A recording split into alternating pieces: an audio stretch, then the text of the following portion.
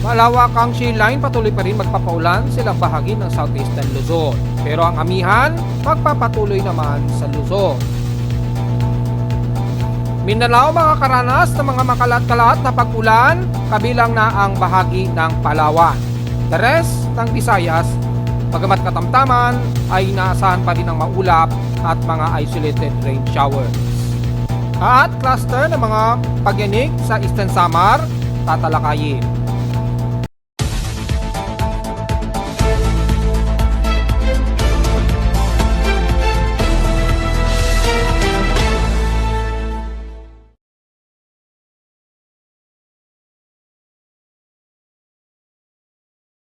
Hello, good morning mga folks. Welcome pumalik sa ating daily weather bulletin at analysis para sa araw ng Sabado, January 11, 2025. Ang oras nating boss may umaga ay alas 10:53 na o 54 na ng umaga. Medyo magiging mas moderate ang lagay ng panahon natin dito sa NCR at ilang karatig ng Northern Luzon at Central Luzon. Pero patuloy pa rin tayong magiging maulap o overcast, gloomy at medyo mahamog pa rin, lalo na dyan sa may bandang extreme Northern Luzon. Dahil patuloy pa rin yung dalawang weather systems natin na umiiral, ang ating hanging amihan at yung ating eastern breeze na sumasalubong na nagbubunsod ng shear line. At dahil dito ay hindi pa rin mawawala ang mga kalat-kalat na pag-ulan sa babahagi pa rin ng southeastern Luzon at eastern Visayas. Kaya expected ang mga localized thunderstorms sa iba't ibang panig ng Luzon at Visayas at Mindanao ngayong araw. Kung magbasa naman natin sa Doppler radar imagery ay malawakan pa rin ang mga kalat-kalat na pag-ulan, lalo na sa bahagi pa rin ng Bicol region at Northern Samar area. Yan, kita-kita po sa ating Doppler radar imagery courtesy o Pag-asa.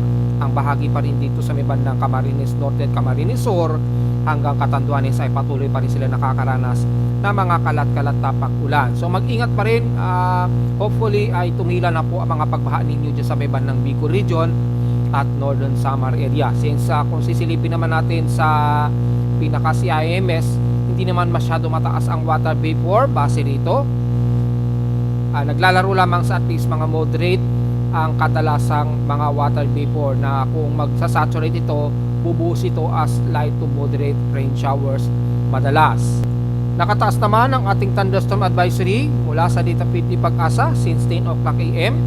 Dito na naman sa bahagi ng Visayas region mula Palawan hanggang dito sa may bandang Occidental Mindoro hanggang Guimaras Antique, Aklan hanggang Eastern Samar na yan. So ingat pa rin po, within 12 hours daw patuloy pa rin kayo makakaranas ng mga isolated rain showers and localized thunderstorms gaya pa rin ng nakaraang araw. Sa ating current conditions, overcast, gloomy, windy, so medyo malakas-lakas ang hangin pabugso dito sa amin at mostly cloudy pa rin ang umiiral dito sa amin sa Caloocan at kita-kita naman sa live CCTV snapshots, medyo maulap pa rin ang umiiral sa amin. Kani-kanina lamang medyo umaaraw, so medyo nagmo-moderate pa rin ang ating lagay ng panahon sa Metro Manila at inaasahan tuloy-tuloy pa rin yan hanggang po sa susunod o nitong huling quarter na ng buwan ng January 2025. Expected yan dahil pa rin sa patuloy na ating dalawang weather systems. Sa lowest temperature nitala na weather station kaninang 6:44 AM, nakapagtala kami ng lowest of 25.2 degrees Celsius. Kaninang umaga ito ng 6:44 AM at kahapon naman ng 2:26 PM, kahapon ng hapon, nakapagtala kami ng pinakamataas na air temperature na 30.5 degrees Celsius. So manatiling comfortable pa rin maging ating heat index dito sa Caloocan na 36.3 degrees Celsius lamang. So wala tayong masyadong magiging komento yan. Pero kung tatabi natin sa PH extremes in past 24 hours, nangunguna ang San Jose sa may Mindoro na may pinakamaalinsangan na nasa 33.8 degrees Celsius ang highest air temperature sa kanila. Sa Baguio City, napakalamig lalo na pumitik sa lowest of 14 degrees Celsius ang pinakamababang temperatura na sa kanila muli. So napakagiginaw sa kanila sa Baguio. So grabe, nag-yeyelo na siguro lalo na sa may bandang Benguet, sa may bandang La Trinidad. So alam na po natin mangyari kung tuloy-tuloy yan na mas bumababa. So pinakamababa sa bansa ay 14 degrees Celsius according dito sa ating PH extremes. Sa Inula naman ang Katarman Northern Samar ay nasa 51 mm ang total rainfall sa kanila at nanatiling wala kaming naging pag-ulan since kahapon. So in last 7 days, inulan kami sa Caloocan, 39.6 mm ang total. Sa buong January ngayong unang buwan ng taon ay nasa 40.2 mm ang total rainfall. So halos hindi pa umaabot o lumalagpas sa pinaka January average. Below average pa rin siya na maituturing. Sa ating outside humidity, 73%. Yung ating outside humidity at tumaas ito ng 1% since last hour at napakataas pa rin ang atmospheric pressure. Well, dahil nga po sa ating presensya ng amihan na ngayon na very peak na po at mababa lamang umabagal ang pagbaba nito since last hour. 1015 hectopascals po ang atmospheric pressure natin dito sa Metro Manila. So may mataas ang ating high pressure area dito sa Metro Manila. High tide and low tide status, nasa minimum low pa rin tayo at may 8 hours and 27 minutes pa po tayo to maximum high tide. So kung silipin natin yung pinaka-almanac natin for high tide levels, yung minimum low natin, so halos below, napakababaw po sa Pampang na Manila Bay. At mamaya pa pong mga gabi, alas 7 pa ito tataas, mga 1.2 meters pa po. So mamayang gabi pa po ito magha-high tide. Pero yung ating alon at yung gale warning, kung sisilipin natin sa Tropical Cyclone Assessment Monitoring, insignificant wave height, ay delikado pong pumalaot sa iba't ibang panig ng kanluran at silangan bahagi ng Luzon pa rin. Maabot pa rin ng 4 meters ang taas ng alon dahil nga po sa malakas na daloy ng ating amihan at yung salubungan ng Stellis na nagdudulot ng shear line. Bumababa na, nasa may ng Southern Luzon na nga po, sa may baybayin nito ang umaabot na 4 meters. So napakadelikado pong pumalaot lagi sa mga medium sea crabs natin mula dyan sa may bahagi ng Batanes Coop Island sa may bandang Kalintaang Channel at mapakanluran at mapasilangan man yan ng Northern Luzon, delikado pong pumalaot hanggang dyan sa may bandang Bicol Region at Eastern Visayas. So halos buong Visayas area dahil umaabot pa rin sa 1.25 meters pataas yung tindi ng alon. Siyempre kasama pa ang gale warning o gale force winds na nagdudulot ng gale warning sa may bandang karagatan, sa silangan at sa kanluran. Diyan sa may bandang Palawan, yung buong West Philippine Sea, medyo delikado pong pumalaot ang mga maliliit nating sasakyang pandagat. So be wary po sa matitinding pag-alon ngayong araw. Delikado po pumalaot sa mga maliliit o maging sa mga medium sea crabs. Umaabot po ng 4 na metro yung taas ng alon. Delikado po. Samantala, sa ating space weather, again, medyo meron pa rin tayong inaasahang KP index of 4. Mataas ito as of ngayon lamang, 6:48 AM, kaninang maga. Pero minor lamang ito, pero expected pa rin mga area of impact ng 65 degrees yung magnetic latitude at yung mga mahihinang mga power grid fluctuations expected dyan. Yung visible aurora, typically Canada and Alaska. So sa mga Pilipino natin sa Canada at Alaska, kitang-kita po yung visual ng auroral activity. Pero kung titingnan natin, courtesy of Aurora Maps, yung kanilang CCTV, ay so far hindi naman matindi yung auroral activity so far. Hindi masyado klaro. Well, base na rin sa ating NOAA KP Index, mababa naman hanggang unsettled lamang nakikitaan natin dito. Wala tayong nakikitaan na pag-active within 3 days. At yung ating solar radiation, mababa naman. Pero yung radio blackout, posible pa rin within 50% ang tsansa ng pagkaroon ng radio blackout natin. Nagkaroon lamang ng mga slight chances ng paglakas ng R3 between January 11 to 13. So nasa 50% chance. Bagamat yung flare ay hindi naman direkta base sa ating sunspots na ginagamit. Yan, restored na po yung sunspots. Aktibo na uli siya. Yung AR3947 ay medyo lihis na po sa Earth. Hindi na siya masyado direkta. Yung mga ibang cluster gaya na naman ng AR3950 ay hindi naman masyado at napakalit lamang ng sunspot. Base dito 105 yung sunspots number. Malaki-laki pa rin kahit papano, kaya nagkaroon ng mga inaasahan pa rin mga solar X-ray flux. Ayan, naganap ito kaninang 6:29 AM, nag-maximum ito kaninang 6:46 AM as M.9 naman siya, halos hindi naman umabot ng 1. So mababa lamang, hindi man lang pumitik sa R1. So halos minor lamang ang mga X-ray flux. Kalmado naman ang ating solar photon flux, so wala tayong magiging komento at asahan lamang na madalas mga unsettled lamang ng geomagnetic field. Di gaya kahapon, medyo mabigat-bigat pa rin ang tama sa ating magnetosphere. Pero ngayong araw ay medyo katamtaman lamang, medyo magaan-gaan lamang ang impact sa ating magnetosphere. So medyo malumanay lamang yung tama ng solar wind. Sa ating TEC ionospheric range, mapapansin natin, apektado pa rin ang bahagi pa rin ng Mid-Pacific at Papua New Guinea, hindi masyado sa Pilipinas, medyo minor lamang, kalimitan sa may bandang Australia area or bandang Southern Hemisphere. At yung auroral activity, hindi naman masyado ramdam pa sa ngayon, maging sa Canada at Alaska, according doon sa binanggit natin kanina. Yung propagation ng solar wind ay medyo nag-propagate pa lang, gaya na lamang ng plasma energy, nasa wala pa sa mga bandang 6 cm squared, at sa ating radial velocity ay katamtaman lamang, mga less than 450 km a second yung wind velocity. So makikita natin dito hanggang sa susunod na 3 araw, mayroong tumatama pero mukhang lihis naman siya dahil medyo lihis na po yung malawak ang mga sunspot, hindi direkta masyado sa Earth. So mga minor lamang yung ating D-region absorption, so wala tayong masyadong komento, pero manatiling mababa o medyo mahina ang high frequency conditions sa umaga between 40 to 80 meters. Poor naman pagdating sa gabi, mga 10 meters to 12 meters po. So may mga ilang radio noise pa rin, mga minor lamang na mga radio noise. Auroral altitude 67.5, so medyo mataas-taas dahil na rin sa epekto ng medyo mga minor na geomagnetic KP index. So medyo may significant impact pa rin, pero mahina lamang na mga fluctuation yon, kabilang na ang mga primary forward ng geomagnetic latitude natin. So medyo hindi naman masyado bibigyan ng concern masyado. Sa ating almanak, sumikat ang haring araw kaninang 6:24 AM at nasang lulubog ito mamayang 5:43 PM.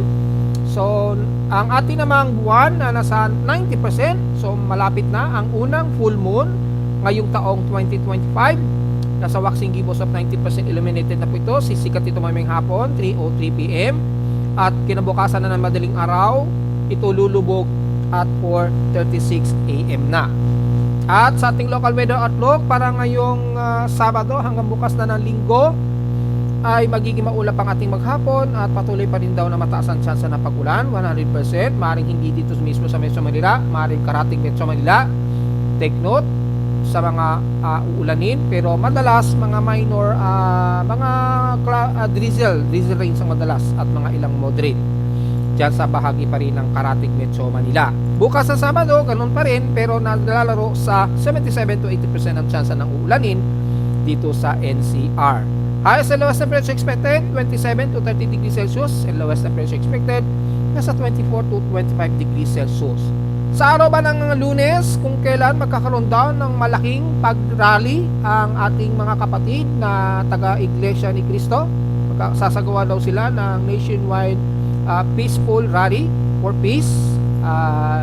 Ito yung, kung di nagkakamali, ito yung sa di umano'y sinusuporta nila yung panukala o yung panukala ng ating Pangulo na wag nang ituloy daw ang impeachment proceedings sa ating Vice Presidente ni si VP Sara Duterte. So, sinusuportahan nila yung panukala noon ng ating Presidente na wag nang ituloy yung impeachment, which is yun ang gagawin nilang rally sa Lunes. Ngayon, uulanin ba sa Lunes? Base sa ating basic short-term weather forecast, nasa 70% daw na tsansa, pero overcast daw ang magiging panahon sa Lunes. Ibig sabihin, maaaring umulan pero mahihina, light drizzle rains, or maaaring biglang magiging katamtaman at medyo maaraw. So sa mga kapatid natin sa Iglesia ni Cristo, kung makikipag-cooperate o lalahaw kayo sa malaking rally, malakihan daw nationwide, halos nationwide daw ang gaganapin. Dito sa Metro Manila ay gaganapin daw yan sa may bandang Quirino Grandstand. At meron din daw sa Liwasang Bonifacio. Yun yung mga lumalabas sa mga balita. Just in case, pagdala na lamang kayo ng package ng payong. Just in case. Since overcast naman tayo, ibig sabihin maaaring magkaroon ng sumpong. Kung susumpongin yung ating panahon, bigla na lamang uulan ito ng mahina, ganyan, mga drizzle, hindi naman malakasan ang buhos. Mas madalas magiging light drizzle rain, kung sa moderate, then titila din agad, then mag-moderate. Minsan naman, aaraw naman ng todo, ganun. So very overcast po ang magiging panahon hanggang bukas daw, hanggang kinabukasan niya ng Martes. Pero ang chance kasi ng ulan niya, nasa 70% chance daw na uulanin. So, kung hindi man o umulan man, magdala pa rin kayo ng pananggalang o payong para sigurado na rin tayo dahil baka matindi naman ang sikat ng araw. So, at least preparado tayo. Ang kagandahan lamang dahil malamig ang ating paligid, dahil nga po sa patuloy na amihan, medyo presko kahit na kayo'y overcrowded na magsasagawa ng malaking rally sa Lunes. So, diretso agad sa ating ginagamit na satellite imagery mula sa pinaka True Color satellite map courtesy of Japan Meteorological Agency. Makikita naman yung malawakan din sa may bandang hilagang silangan ng Luzon. Patuloy pa rin ang ating amihan. Kitang-kita naman po sa itaas. Ayan, yung puting kaulapan na yan. At dito, medyo mataas ang saturation sa may bandang southeastern Luzon. So, damay na ang Bicol region at eastern Visayas. Makakaranas pa rin kayo ng mga kalat-kata pag-ulan dyan ha. At expected ang mga pagkulag at pagkidlat mula Camarines Norte at the rest ng bandang Camarines Sur, Legazpi, Sorsogon, at dyan sa bahagi ng Catanduanes. Siyempre, ang Eastern Samar, lalo na sa may bandang Lawang hanggang Borongan Eastern Samar, makakaranas pa rin kayo ng mga ilang kalat-kalat na pag-ulan na may ilang pagkilat at pagkulog. Dahil mababa po ngayon yung shale line position natin. Ayan, kitang-kita naman po. Yung shale line napakababa. Yan. Gaya na ating mga nakaraang report ay expected po na bababa ng husto yung ating shale line. And the rest, puro hanging amihan yan dyan sa itaas. So, yung daloy lang ng Estelis dito nasa mababa, halos sa may bandang Mindanao po. So, yung salubungan niya nandito sa pagitan na yan. So, mataas po yung water vapor saturation at expected dyan sa may bahagi na yan ng Bicol region at Eastern Visayas. Makakaranas po kayo ng mga kalat-kalat pa rin na pag-ulan dahil nga po sa epekto ng dalawang weather systems na yan. Sa kanluran naman, bagamat katamtaman, yan, magiging mas maaraw kayo dyan. At kung gagamitin na ng ating NOAA satellite imagery para sa mas malinaw na detalye, gagamitin natin yung rainbow infrared. Ayan, medyo magiging mas katamtaman ang lagay ng panahon sa buong bahagi ng Ilocos Norte, Ilocos Sur. Yan, La Union, kasama na ang Benguet, Abra, hanggang Pangasinan. Sa kanluran ng Zambales, medyo katamtaman din kayo dyan, nagiging maaraw. Yan, pero mga parte tumusligaw din iiral pagsapit ng bandang Pampanga o Olongapo hanggang Bataan. At wala sa bandang Apayao naman, Kalinga, Mountain Province, magiging mostly cloudy kayo dyan. Pero mahamog ang magiging paligid ninyo lalo na sa hapon o sa gabi. Ingat na lamang po. Magkaroon man ng mga light drizzle rains, typically dito lamang niya sa may bandang baybay ng Cagayan Valley, Isabela at ilang bahagi ng Aurora region. So hindi naman masyado magkakaroon ng mga madalas na malakas na pag-ulan. Mula sa Central Luzon ng Nueva Ecija, pababa ng Kapan, papasok ng Bulacan kasama ng Metro Manila at Calabarzon, patuloy pa rin tayo makakaranas ng overcast and gloomy pa rin. So mga partly tumusligaw din pa rin ang iiral, kitang-kita naman po sa satellite imagery. At nabanggit na nga po natin ang magiging mas maulan ang bahagi nga po nito ng Camarines Sur hanggang Sorsogon na yan at bahagi ng Eastern Samar. So hindi na natin uulitin, diretso na agad tayo sa Mimaropa area. Maulap din ang hipapawid natin dyan, lalo na sa bandang Oriental Mindoro. May mga mahihinang pag-ulan pa rin, mga isolated rain showers ang iiral sa halos buong Oriental at Occidental Mindoro.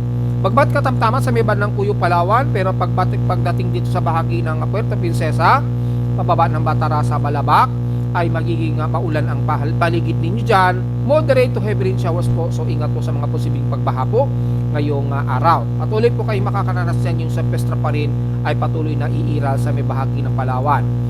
Bahagi naman ng buong South Luzon, katamtaman na lagay na panahon, pero expected ang mga pagkulog at pagkidlat, maliban kabilang na ang Masbate, Romblon, yan.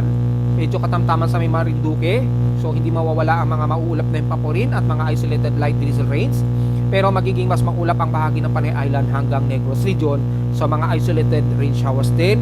At mga ilang pagkulog at pagkidlat ang iral, lalo na sa may bandang Capiz, Iloilo, hanggang Guimaras. Sa may bandang Negros Region naman, sa may bandang Negros Occidental, yan sa may bandang Cadiz, Victorias, yan, Silay, Bacolod, hanggang dito sa paligid ng Canlaon.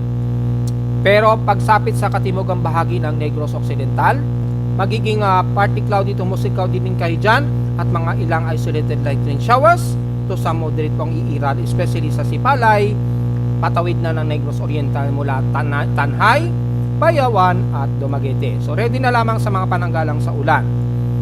And the rest ng bandang Negros Oriental ay medyo magiging katamtamang kayo dyan, especially dyan sa may bandang Valer Hermoso hanggang La Libertad at Tayasan. Magiging parte ito Muslikaw din lamang ang madalas. Pagsapit naman ng Central Visayas sa Cebu, katamtaman din nalagay na panahon sa inyo, partly to sa Muslikaw din ng iiral. So magkaroon man ng mga isolated rain showers, mga mahihina lamang ang kadalasan nito hanggang moderate rain showers. So medyo ready pa rin kayo ng mga pananggalang sa ulan at all times. Pagsapit naman sa bahagi ng Leyte, mula sa may bandang Southern Leyte, nakakaranas kayo ngayon ng mga ilang isolated, ng mga ilang moderate rain showers. Lalo na dahil sa may bandang Liloan at San Ricardo, magdala po ng pananggalang sa ulan. Pero mula dito sa may bandang Mahaplag o Baybay, pataas ng Tacloban, bagamat katamtaman kayo dyan, pero mostly cloudy rin ang magiging paligid ninyo. Patawid na yan ang bandang Borongan, Eastern Samar, hanggang Guin, Eastern Samar. Magiging mas maulap naman pagsapit sa itaas ng bahagi ng San Jose Buwan o San Jose de Buwan. Mula Dolores, pataas na yan ng Lawang, Northern Samar ay magiging mas ulap kayo dyan. Asahan ng mga kalat-kalat na pag-ulan na may pagkilat at pagkulog at mga ilang light to some moderate and some heavy rain showers. Particular la sa dulo ng Lavezares, Victoria at San Isidro. Ingat kung sakaling magkaroon ng malakas na pag-ulan, iwasan na lamang ang lugar kung sakaling nagbabaha na naman sa inyo. Sa may Mindanao naman ay magiging mas maulan ng halos buong Davao Region. Moderate to heavy rain showers ang nararanasan ngayon ng mga taga Davao de Oro, Davao Oriental, kasama na ang City of Davao, sa Lanao Davao del Norte, Davao del Sur hanggang Davao Oriental na po, Occidental na po yan. So damay ang Sorsogon area na nakakaranas sa Southern Cotabato, Sultan Kudarat, Maguindanao, buong areas na Maguindanao at North Cotabato. Light to moderate showers ang nararanasan and some heavy rain showers dyan sa may bandang Sultan Kudarat. Ingat po sa mga posibleng pagbaha at wag naman sana magkaroon ng pagguho ng lupa. So maghapon ba yan? Maaaring maghapon dahil patuloy pa rin yung surface trap na umiiral sa katimugang bahagi nga po ng Mindanao na gaya na ating report mga nakarang araw, mas mataas po ang temperatura dyan. So mataas po yung mga development of surface trap at mga low pressure area madalas. Kaya despite na mas mainit ang temperatura ninyo dyan, expected din ang mga maulang parte sa bahagi nga po ng Mindanao. Sa bahagi naman ng Lanao del Sur, kasama na ang Malay-Balay Bukidnon, ay maulap din ang inyong papawirid at asahan din ang mga kalat-kalat na pag-ulan, may ilang pagkilat at pagkulog. At mula sa bahagi ng Agusan del Sur, Surigao del Sur, pataas na ng buong Surigao Region o bandang Caraga area, ay partly to mostly cloudy din ng iral at expected din mga isolated rain showers. May mga ilang moderate and some heavy rain showers din ng iral, especially dyan sa bahagi ng Agusan del Norte at Surigao del Norte. So damay na ang island din ng Dinagat at Siargao Island ha mga folks. At the rest naman ng Misamis Oriental, Cagayan de Oro, kasama na ang Lanao del Norte na mula Iligan, Osamis at papasok na ng Misamis Occidental ng Zamboanga Peninsula. Maulap din ang inyong panahon dyan. Expected ang mga kalat-kalat o isolated rain showers na may mga pagkulog at pagkilat sa halos buong Zamboanga del Norte. Dito naman sa may bandang Zamboanga Sibugay at Zamboanga del Sur ay magiging maulap din ang inyong himpapurin, halos kapareho ng sa Zamboanga del Norte.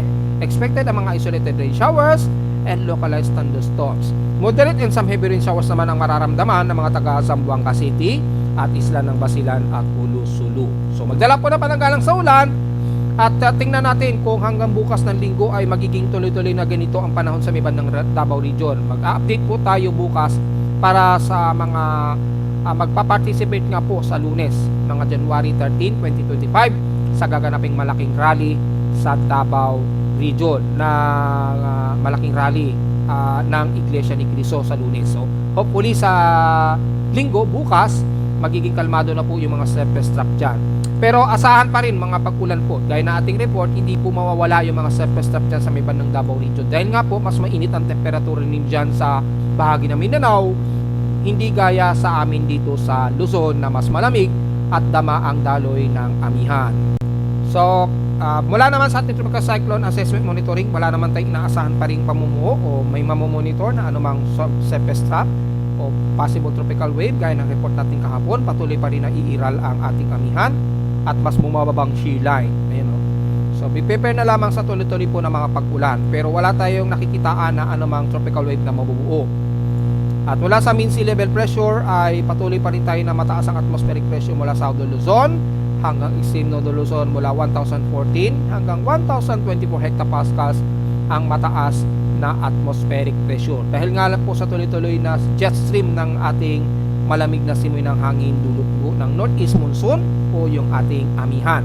Sa katimugan naman ay naglalaro sa 1012, 1010 to 1008 hectopascals. So dito typically mag-a-alongside pa rin ang development ng mga surface trough o intertropical convergence zone anumang oras o anumang araw dyan. Yung area na yan. Dahil mas mainit nga po ang temperatura dyan sa pagitan na yan ng ating binilugan. Yan. Madalas dyan yung mga surface trough ang nabubuo. At mula sa mga computer models, ay wala tayong magiging komento sa ngayon dahil stationary lamang yung tatlong weather systems ang mararanasan natin hanggang sa susunod na linggo po. Ayan o.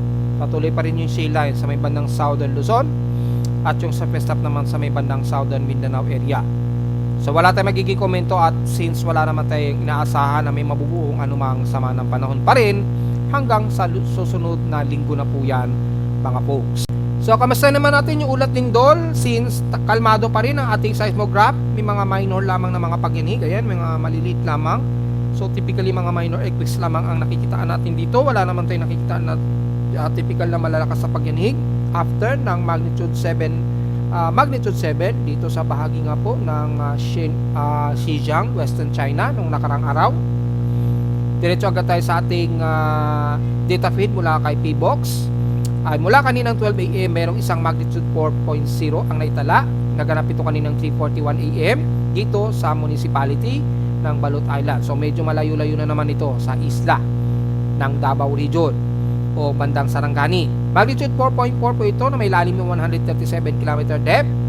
So malalim-lalim naman. So halos hindi ramdam yan ng mga taga General Santos or bandang Sarangani. Hindi naman masyado ramdam yan dahil malalim-lalim masyado yung epicentral depth. After nyan, wala namang sumunod sa kanya na malakas-lakas sa pagyanig. Pero ang naging concern natin dito, pansin natin medyo madalas yumayanig na naman dito sa may bandang San Julian, Eastern Samar na naman. So sa mga kababayan natin sa Eastern Samar ay mayanig na naman ang parte ng yan ha. So medyo alisto po tayo mga folks. Lalo na pagitan ng Sulat o San Julian ng Eastern Samar. Sa may bayan nito, sa may bandang Philippine Trench. Yan, yung fault line. Mukhang gumagalaw po yung Philippine Trench dyan sa area na yan. Yan, ito yung Philippine Trench. Yan, yung subduction truss. So, either way, yung isa rito gumagalaw o yung isang subduction truss. So, medyo gumagalaw na naman yan. Medyo alisto po tayo sa kababayan natin sa Eastern Samar, especially sa San Julian, na kung saan malapit ang epicentral ng mga cluster ng mga pagyanig dyan ha. Dumadalas-dalas na naman ang mga pagyanig. Bagamat mahihina ito, pero at least medyo alisto po tayo ha. Medyo take note po dyan sa area na yan.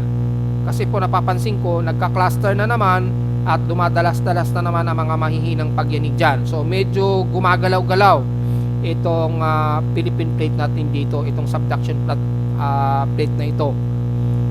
So medyo pakanluran po o pa west-northwest po ang galaw ng tectonic na ito. Medyo pa west-northwest yung galaw niya. But since subduction thrust ito, mas mabilis po ang energy na nakokolekt nito. Kaya nararamdaman kahit yung mga minor earthquakes na cluster dyan sa bahagi nga po ng pagitan ng Sulat o San Julian, dyan sa silangan ng Eastern Samar. So ingat po mga folks ha, medyo alisto lamang tayo just in case. Wag natin kakalimutan yung tatlong pinagpapraktisan natin palagi, yung duck hold and cover, duck hold and cover, just in case biglang magkaroon ng medyo malakas-lakas na mga pagyanig.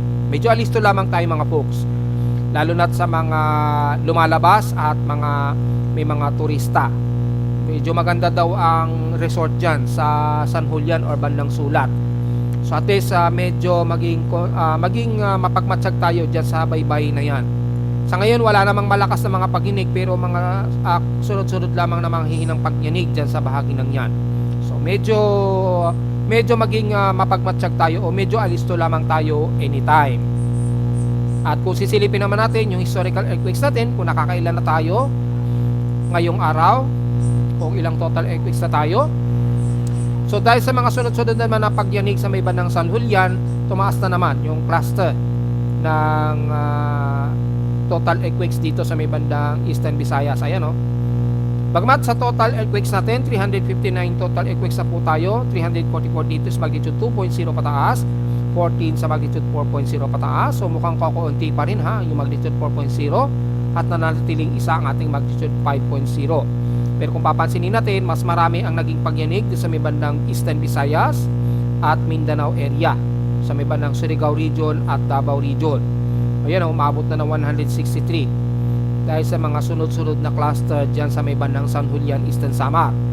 So medyo alisto tayo, dumadami na naman ang mga pagyanig dito sa area na yan na aking tinuturo. Hindi masyado sa bahagi po ng Luzon sa kanluran.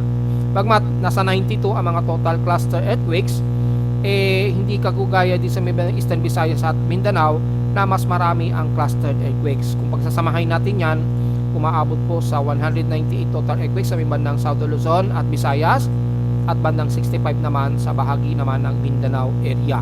Hindi kagaya sa Luzon, nasa 96 lamang ang total earthquakes mula dito sa bahagi ng Calabarzon area, Mindoro pataas na yan ng extreme Nodal Luzon. At narito naman ating 3-day weather forecast para sa araw ng Sabado, February 11, 2025.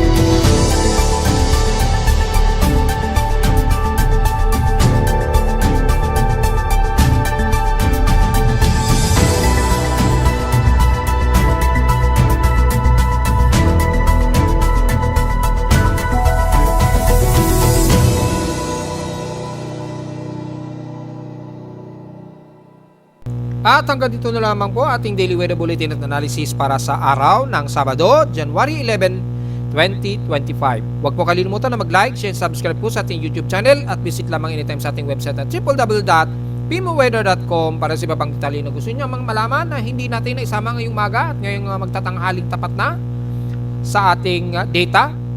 At visit lamang sa ating website sa gusto malaman pinaka-dynamic events mula sa aking aparato mismo sa Caloocan o mga reading ng data mula sa aking aparato sa Caloocan at sa data feeds mula sa iba't ibang weather agencies. Maraming salamat po mga folks at magandang tanghali na po sa ating lahat.